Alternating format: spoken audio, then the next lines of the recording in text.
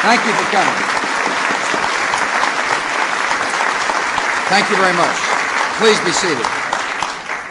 Well, thanks for that warm welcome, and welcome to the People's House, the White House. I'm so glad you're here to discuss an incredibly important subject, and that is how we can work together to strengthen Medicare. The most eloquent spokespersons for Medicare are our senior citizens. And I share the determination of people in this room to make sure that Medicare is not only works for this generation, the generation now in Medicare, but works for generations to come. Our nation has a moral commitment to fulfill Medicare's promise of health care security for American seniors and for people with disabilities. Yet we need to do more to meet the commitment, and that's what we're here to talk about today. Two problems demand immediate action. Medicare must provide prescription drug coverage.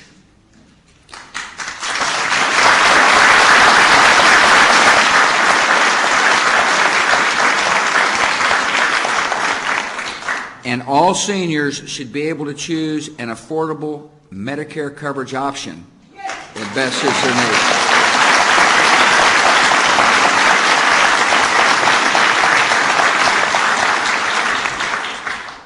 We're going to keep our commitment to senior Americans, and we'll work together to make Medicare work better.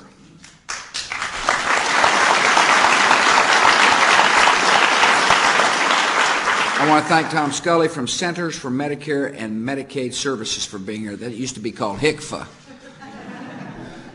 He joins me in a strong commitment for that which I'm about to talk about.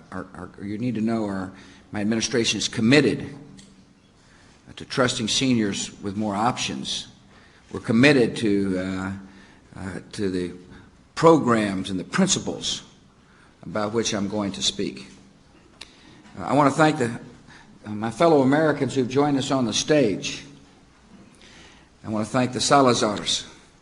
They're from Texas.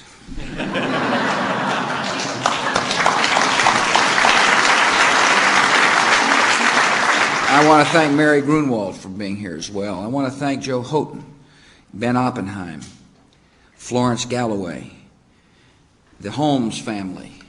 Thank you all for coming and sharing with me your deep concerns, and for sharing with others your concern about how to make sure Medicare fulfills its promise. I want to thank the docs who are here, one from California and one from Florida. I asked him if he'd ever heard of the governor down there. Dr. Bangasser and Dr. Thompson, I want to thank them for being here as well. Men who are deeply concerned about the health and welfare of our seniors, who understand firsthand the problems that Medicare faces. The healthcare system that we have in America is unique and strong in many ways. After all, we lead the world in dramatic medical advances, and that's really positive. It's important as we think about medical policy that we encourage innovation in our health system. And after all, life-saving drugs are helping millions of senior citizens to live longer, to have healthier lives. New drugs are available to treat diabetes, for example, and that's a positive development for many of our seniors. New drugs are available to prevent serious complications from heart disease or cancer, and that's incredibly positive news as well. Yet, as many in this room can testify, the costs of these treatments are really high. Because Medicare does not cover most prescription drugs, many seniors often pay the highest price for drugs, forcing too many to choose with either paying for pills or paying for their bills. Members of Congress in both House and Senate are working on legislation. That's positive development. And that's good. They're hearing my call and your call to do something about Medicare. In the House, the committees and the leadership are drafting legislation to help seniors immediately with drug costs and to ensure every senior has access to prescription drug coverage. That's a positive development, and we're hopeful to get this legislation out of the House very soon. In the Senate, there is a tripartisan group working on legislation to provide prescription drug coverage and improve Medicare, and I support their efforts as well. So we've got something to work with, and I urge you all to not only pay attention to the process, but let your voices be heard as the process, the legislative process, starts heading down toward hopefully a conclusion this year.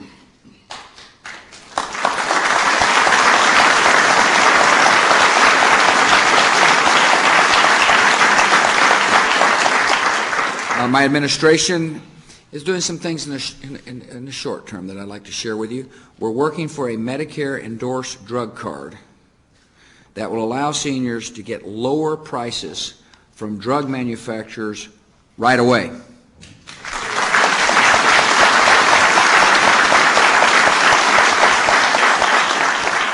I unleashed the idea a while back. It kind of got snagged up in the courts. Now we're working to get it unsnagged in the courts for the benefit of our seniors. This is a good idea, and this will help. We're also working on temporary assistance with drug costs for seniors with limited incomes.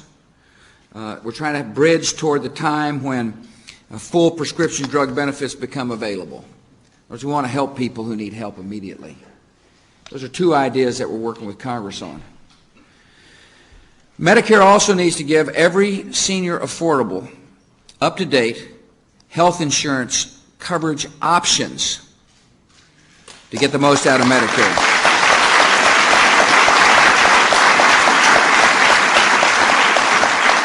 Right now in America, more than 5 million Medicare members have access to a valuable program, to a modern health insurance program with modern health benefits called Medicare Plus Choice.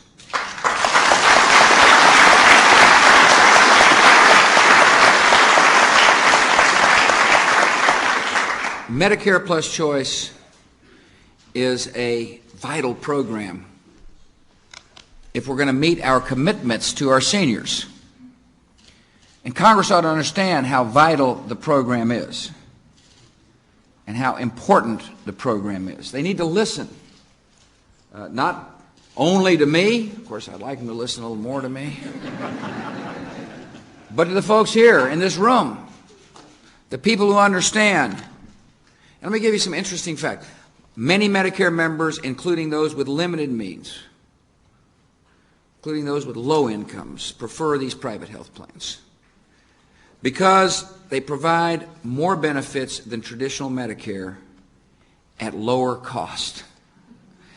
If you find an idea that provides better benefits at lower cost, it seems like it makes sense that people up on a hill there would understand that.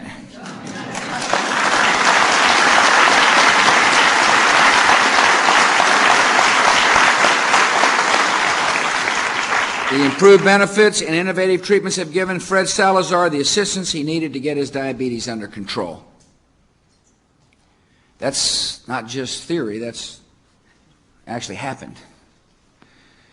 Ben Oppenheim improved his arthritis and lowered the amount he spends on his arthritis treatment through an exercise program provided in his health plan. Florence Galloway got the bills paid for the care she needed when she fell and broke a backbone in Spain. She got the care she needed. Irena Holmes was hospitalized with a serious illness. She was not saddled with hundreds of dollars of deductibles and co-payments for her care. These are examples right here of people who have benefited in a real way from the innovative options under Medicare Plus. Some plans in Medicare Plus even make it possible for their members to help other seniors with transportation or grocery shopping or yard work or other needs. That's also very positive.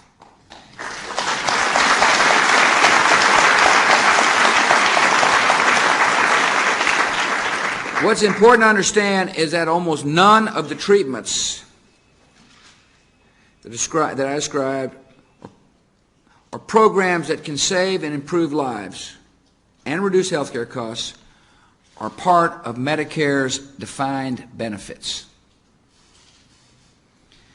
Many are only available through Medicare's private plans, and that's important to understand. As we discuss Medicare and its reform, it's important to understand that the defined benefit plan and Medicare limits the capacity of seniors to meet their needs. And that doesn't seem right to me.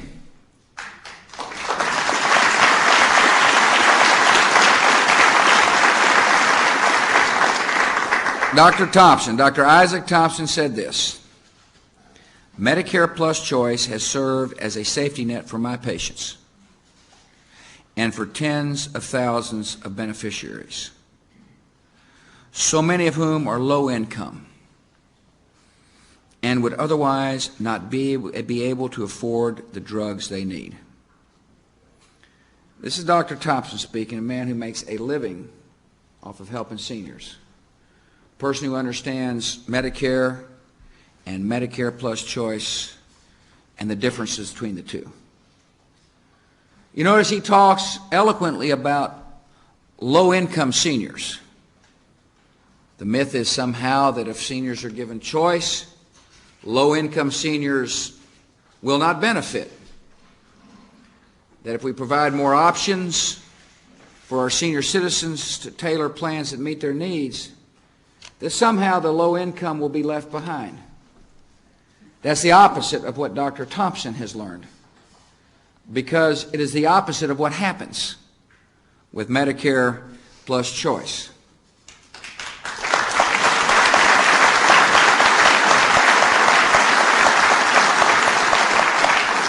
We've got to address this issue straight on. Millions of Medicare members don't have the option to choose benefits from private health plans. And access to these benefits for everyone in Medicare is threatened. Under current law, private health plans cannot compete in Medicare in the same way that the federal government has long provided for people who work for the federal government.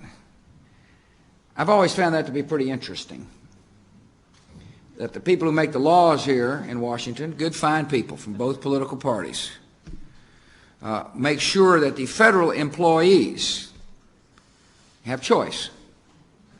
They trust the federal employees with whom they work to be able to go into the marketplace and figure out what best suits their needs. And yet when it comes to our seniors, through Medicare, they don't get the same benefits. It seems like to me that the Congress ought to be consistent with how they view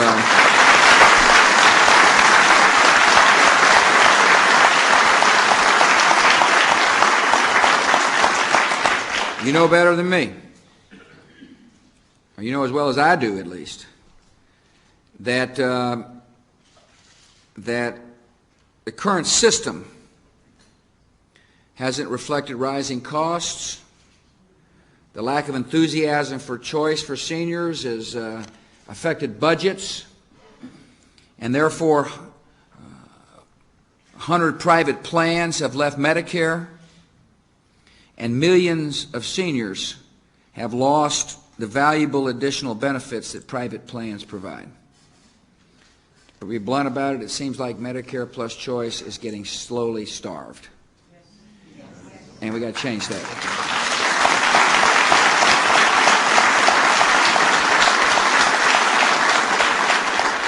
Part of my message today is I want to work with you to provide more choices and more savings for our seniors.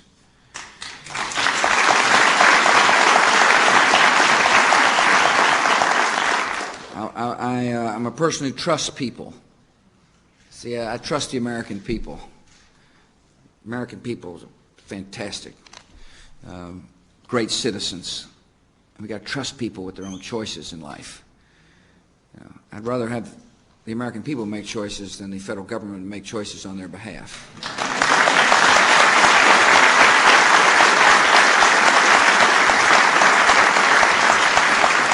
We need a fair system of competition. We need a system that guarantees that patient protections and all of Medicare's required benefits are included in every choice. A system that encourages additional benefits and options for better care at lower cost, including improved medical savings accounts. That's what we need to think about. And that's where we ought to head here in America. The cost savings from competitive reforms are essential. They're essential. If you notice, and the people will testify to this, that they're lower cost in Medicare Plus Choice. And those cost savings in a Medicare Plus Choice plan are very important for the future, for your children and your grandchildren to be able to have a Medicare system that works. We must, this year, pass legislation that gives all seniors secure access to prescription drugs, along with up-to-date, lower-cost coverage options in Medicare. That's the goal, and that's what we want to do.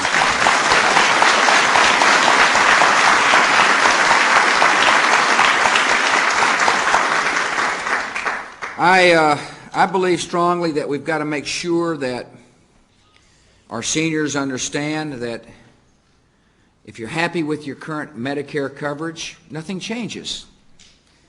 There are a lot of our citizens who worry that any kind of strengthening the system will maybe disrupt their current health plans. And I can understand that. I can understand someone who is perhaps content with the way things are and shouldn't be forced to change, particularly at this point in somebody's life. And I respect that.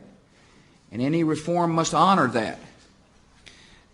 We've got to make sure, however, that the promise of prescription drugs is a part of any plan, and that we recognize that as treatments change, as the ability to treat a disease changes with modern times, that the people we're trying to help are able to realize those benefits. You see, Medicare was written a while ago in such a way that it doesn't have the ability to change. And so all of a sudden, technology is hidden here, and Medicare is stuck back here, and Medicare Plus Choice has provided seniors with the ability to stay up with technology. That's why you're so supportive of it, and that's why I am as well. But we've got to make sure that the whole system moves with the technological change so we can benefit, all of us, not just the young, but all of us can benefit from the new technologies available to help save lives. I believe that when we trust people with their trust their decisions and trust their judgment about how best to care for themselves, a better plan evolves. A much better plan than one designed by some green eye shades up on Capitol Hill. A plan that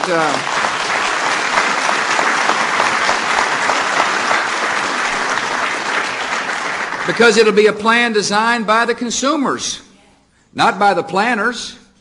It's a plan that evolves as a result of the collective decisions of people we're trying to help, not by some who aren't even in the plan.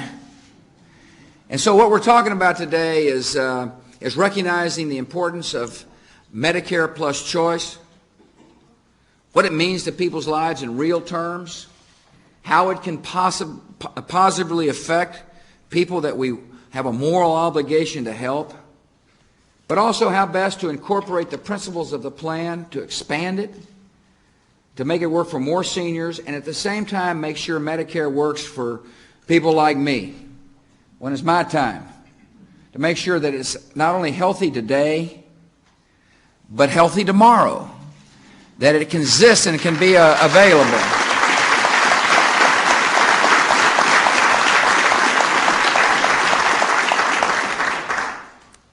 I believe we can make good progress, but we need your help. To be frank with you, there are some that up there that really don't like this plan.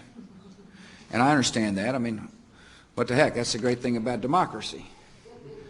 Not everybody agrees 100% of the time. We all agree we need to help the seniors, and that's important. But to the extent that you can help influence opinion is really important. It is. People listen. People listen. People around here listen to opinion, and they listen to people such as yourself who understand what you're talking about. And we need your help to get this done. There's a reluctance, but it's okay. You've seen reluctance in your life before. You've lived a good, strong, full life in the service of your country, many of you, and now's your chance to provide a unique service, an important service not only for yourself but future generations that are coming up by spreading the word, by contacting your congressman or your senator. Let them know. Let them know the importance of this program and this idea. I also want to thank you for your service to the country. You know better than me that you've seen a lot of America in your day, and it's a fabulous country that we're able to call home. It's what a remarkable land where we share common values. People from all walks of life come into underneath this unique experiment called America. Our spirit is strong. It's never been more needed these days, of course, as we make it clear to the world and to an enemy that we'll defend our freedoms at any cost. I like to remind people, those that attacked, they must have thought we were so selfish and so weak and so materialistic that we might file a couple of lawsuits or two, but that's all we were going to do. They found out we think a little differently here in America. And when it comes to our freedom,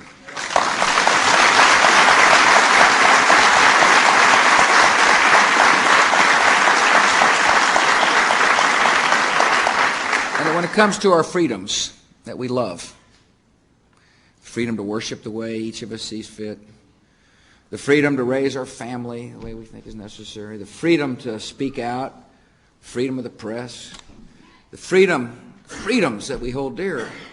If anybody attacks those freedoms, we'll defend them. We'll defend them. You need to know about me that I am as resolved as I was the day after the attack. Today, I know my duty, and my duty is to protect America. And the best way...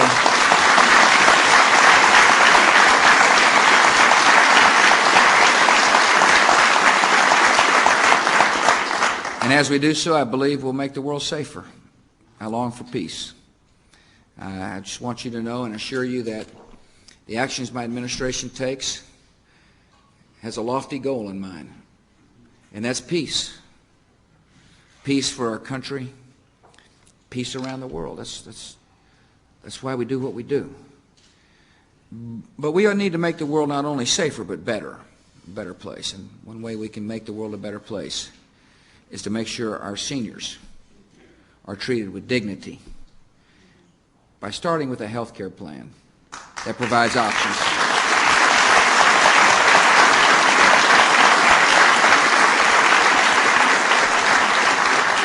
So I want to thank you all for coming to this magnificent house, the White House. It's, as you can imagine, it's an honor to be here, and it's an honor to welcome you here. May God bless you all, and may God bless America.